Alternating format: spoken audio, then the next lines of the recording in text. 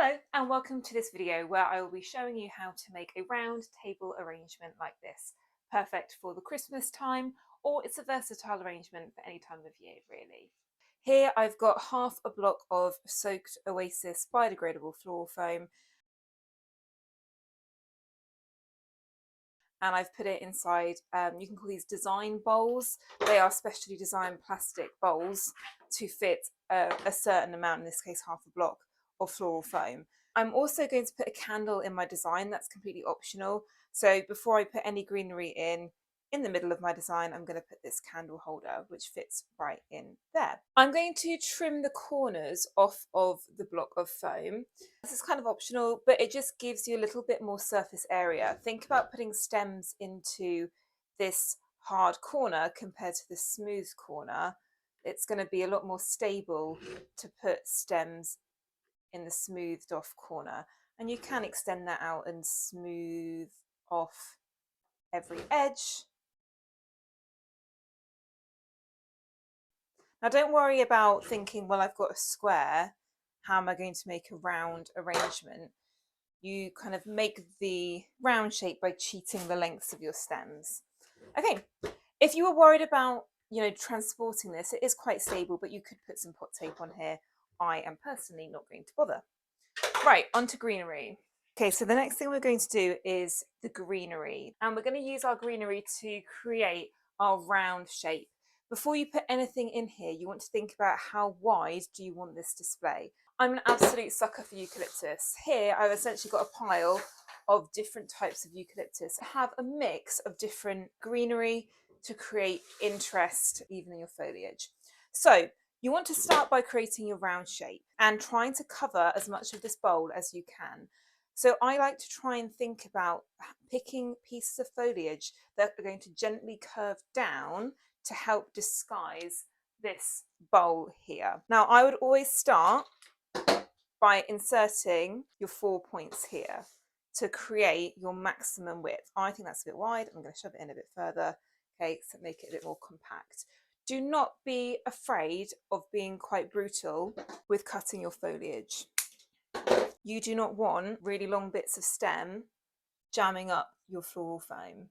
Okay, so trying to keep it roughly the same length, poking out there. Now you're going to use these 4 pieces essentially as a guide. I have also inserted at a slightly upwards angle to cheat the stems down to try and start disguising the bowl. So I've got my 4 points here. I'm now going to fill in between them to create a nice round circle. We have now got a fairly round outline to our design, and we're going to keep everything within that. We now need to start thinking about the 3D profile and starting to cheat the angles that we're inserting our stems up slightly. So we've been cheating them down to try and cover the bowl. We now need to start cheating them higher and higher up. And it might be worth thinking at this point, how high do you want the top of your design? Now we are going to put a candle in this, so you don't want it to be really, really high. And you might want to insert a guide mark for that as well, if you want to. So basically, you just want to create a nice smattering of different types of greenery, not to fully cover at this point, because of course we are going to put some flowers in here as well, to fill out the design, give your shape, and to cover a fair amount of our design. Now in terms of creating that round shape, I basically used the shorter pieces of foliage on the corners of the foam, because obviously that's where the foam sticks out the most. So you just use the different lengths of foliage, cheat your square shape into a round design. This is another reason I like eucalyptus, because it has quite a lot of natural movement and it will drape a little bit. Notice how I am also splitting up pieces into multiple pieces. So now that we've greened up and we've got our basic shape, we now need to add our points of interest, also known as our flowers. So I'm keeping it nice and classic with a white colour scheme. I'm going to be using these white avalanche roses. I've had these in for a week already, so these are kind of at their peak openness. A couple of spray roses. These are not actually thistles, these are eryngium, they're not spiky at all. This is called limonium. Limonium's great. I use it in my wreaths. I use it in my gifting bouquets because you can actually dry it and it keeps for ages. So it's up to you what you want to use, but you need some kind of focal flower. In this case, this is going to be my white avalanche roses. Now, with your focal flowers, you need to think carefully about how you are spacing them. I'm going to use probably 5, and I want to space them relatively evenly. Also going to think about the height that they are at. So I've put this one quite high in the arrangement, and I'm going to put this one a little bit lower. A table arrangement in particular is going to be viewed from lots of different angles. So you want to make sure you consider that in your placement. Now, odd numbers are good, especially for round arrangements, so to look fairly natural. And also kind of how nestled in each one is.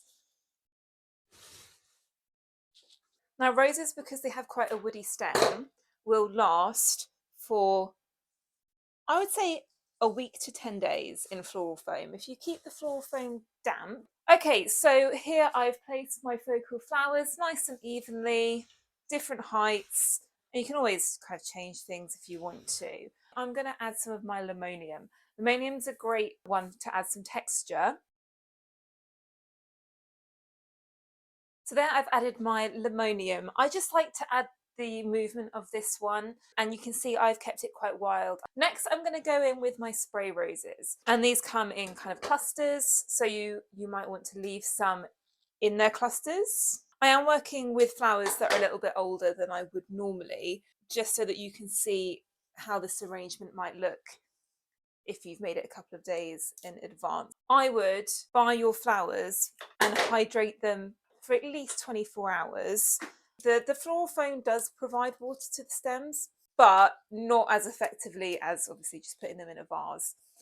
Give them a chance to open up, give them a chance to rehydrate, and then to make sure your arrangement is in the peak, say you were making this for Christmas Day, I would probably make your table arrangement 20th, the 21st. I'm doing my final deliveries on the 22nd this year. So that gives you an idea of how far in advance you can do these. And of course you could. The greenery will last much, much longer than things like the roses and the spray roses. So you could always, when your flowers start to fade, just take them out. Replace them even if you want to with something else. Lovely. So we can see that by just adding that different size of rose, it just creates a more dynamic, interesting arrangement. There's different levels to look at and things like that. So the only thing I've got left is my eryngium, which obviously isn't in my white colour scheme, but it just adds that wintry feeling. If you don't want to introduce a new colour, then you could just find something else white, maybe a white lisianthus.